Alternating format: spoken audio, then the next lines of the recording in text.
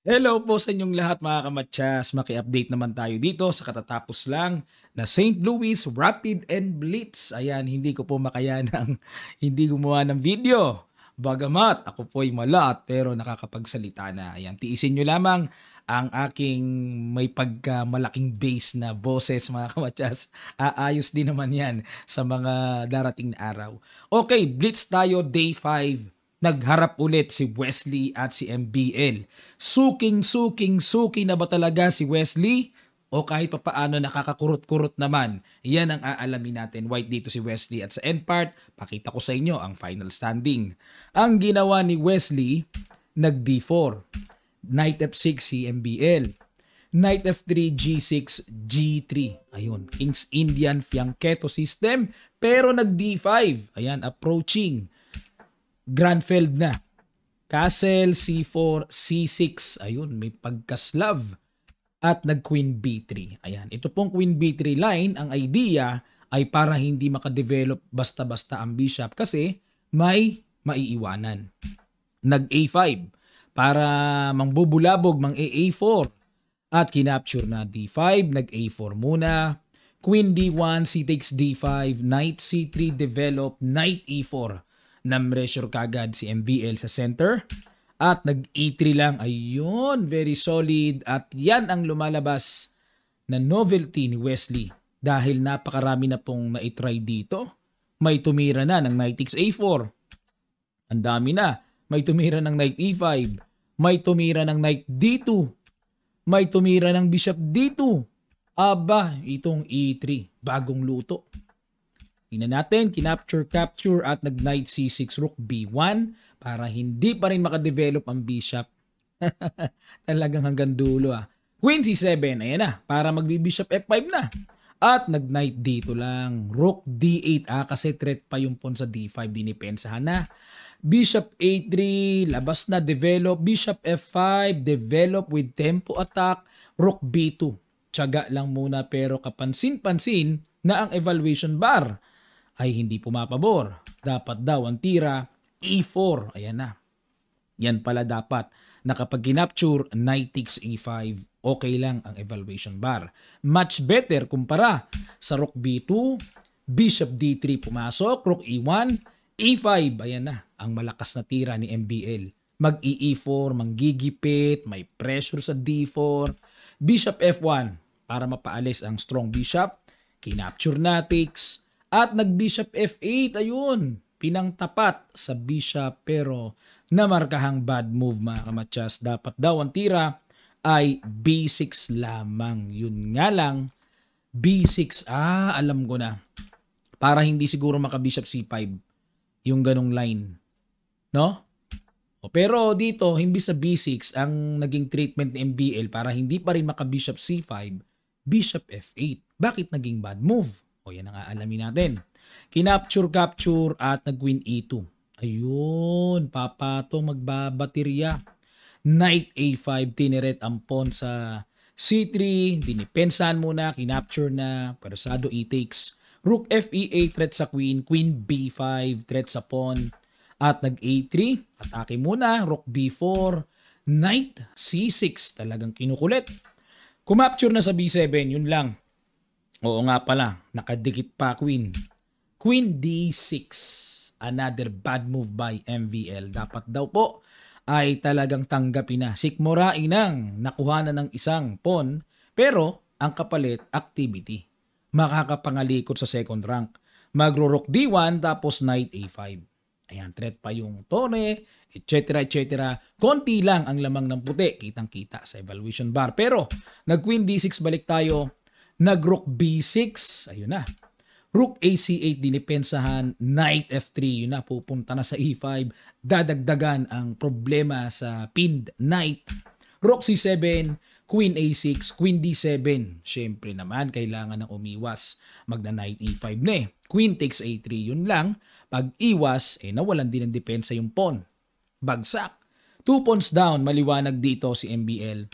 At nag-Queen F5, inatake ang Knight. Queen D6, the best defense is to counter attack. Maganda latag ng kay Wesley. At nag-rook CE7. Yan, may mga pressure. At nag-queen F4. Ayun, medyo na pressure si Wesley. Pero dapat daw po, ang mas matining na tira ay knight H4. Alam niyo yung salitang matining? Comment nga sa section below. Matining to. Oh. Tapos, ang continuation na binigay, queen G5. And rook CB1. O talagang ini-invite lang na pachikin eh. Pero yun lang, nakaka-pressure yan. Nakakailang sayuman ay yung tipong machicheck tayo, di ba? Nakaka-pressure yun eh. So, ang naging gamot dito ay queen F4 para masangga ang pagkaka-threat. Queen C8. Nako, umuulan this time ng bad moves sa MBL. Dapat daw dito tanggapin ng i-exchange yan, rook C8 depensa, and C4.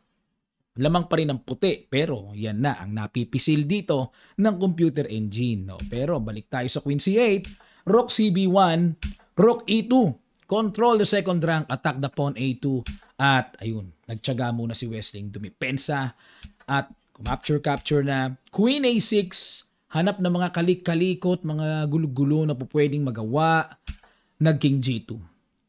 King safety muna.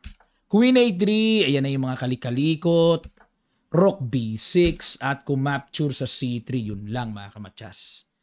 May laman ang sacrifice ni Wesley sa C3 na yan. Ano kaya ang next move dito ni Wesley na mas lalong nagpalaki ng kanyang kalamangan? Pakiguess nyo po sa ilang sandali lang. Tutuloy kagad natin. Start.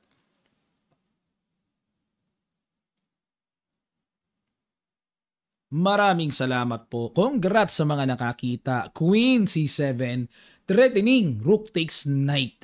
Yun lang, nakapin. Nag-rook E6, obligadong. Depensahan yan, yun nga lang. Pag knight E5, ano pa ang solusyon para mailigtas ng black ang knight sa C6? Nag-rook F6 na lang. Gulo na lang ang habol dito. Pero pag capture, wala pa rin namang check, may knight eh. Ayun, ang gulo na lang. Gulo-gulo-gulacious. Ayan na lang po ang hangad. Maka-perpetual check. Pero pag King B3, nag-resign na po si MBL. Dahil hindi sapat ang ipang kakalog or ipang papagpag dito ng black. Halimbawa, kung tumek King A3 lang, wala nang check. Dahil ang D3 square ay may yokabab na nagbabantay. O ayan, pasensya na po ha sa aking boses ha. Nakatutok ang mikropono para mas konti lang ang bitaw ko, less effort, pero maririnig nyo na rin. Medyo malaki nga lang talaga. Pagtyagaan nyo na. Okay, tingnan natin ngayon ang standing ng kanilang naging bakbakan. Sino ba ang tumanggap dito ng $40,000 US dollars? Si Fabiano Caruana, 21 points. Pinagsama na pong rapid scores ito at blitz. Okay? MBL pa rin ang pumangalawa. Bagamat na sugatan ni Wesley nakabawi-bawi 0.5 lang behind kay Caruana ang nag-champion. Lek Quang Liem, nako kapitbahay natin, Vietnamese. Third, tied sila ni Nepo, Ali Reza Perugia, and Wesley So. Ayan. Nasa pinakakulelat nga yan di ba? Nung pagkatapos ng rapid. Medyo nakaangat-angat after ng blitz. So, not bad. Robson, Sevian, Anish Giri. Si Giri di nakaporma. Jeffrey Xiong. Yan po ang kanilang final standing dito. Okay, maraming salamat po mga kamatyas. Dami po kasing nagre-request na, Coach, yung pasadahan mo naman yung St. Louis, ano nangyari doon? Ikaw lang pinapanood namin. Meron po kasing mga followers and subscribers natin. Dito lang po talaga nanonood. So, bagamat sa isip ko, alam ko naman na mayroong gumagawa din ito sa iba, maaring mapanood sa iba, pero paano yung iba na talagang solid lang dito na sumusubaybay? So, konsensya ko po yun Kaya hanggat may boses si Coach Naba nakakapagsalita, nandito po ang inyong lingkod mga kamatyas. Magbibigay serbisyo sa popromote ng chess sa buong Pilipinas. Okay, may balita ko na rin, tuloy-tuloy na. Tuloy na ang ating kamatyas round robin GM tournament na gaganapin po sa Pande Americana sa Grandmaster Eugene Torres Museum sa Marikina City sa Concepcion po. Ayan. This coming December 9 to 17, nako, Royal Rumble na ito. Ila-live stream natin yon. Meron akong pwesto ng live streaming doon. At sa mga pupunta po, pwede rin kayong makapanood dahil yun po ay restaurant. Maglalagay kami ng TV doon para habang kayo nag-i-snacks or kumakain, makakapanood kayo ng live stream. Yun nga lang, hindi nyo makikita kasi bukod yung playing hall eh. Aircon yun, kailangan tahimik yun mga kamatsas. Pero definitely makikita nyo si Meow Meow. Ayan. O, natapos na rin lahat ng mga inasikaso. Hotel, venue, accommodation, prices. Thank you so much. I love you, boss. David Almirol Jr., ang ating DICT Undersecretary. Ayan, salamat po sa iyong pagpupursige na makabahagi sa ikauunlad ng Philippine Chess dahil kapag maganda po ang performance nila IM Quezon dito, IM Bersamina at yung iba pa nating IMs, pwede silang mag-GM norm. May GM norms na sila pero dagdag na lang ng konti para makumpleto ang kanilang full-pledge.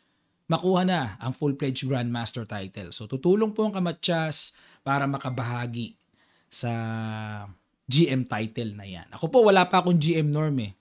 So tatrabahuin ko na lang sa ibang pagkakataon. Ayoko sa sarili kong tournament siyempre. Dapat sa ibang tournament ko makuha.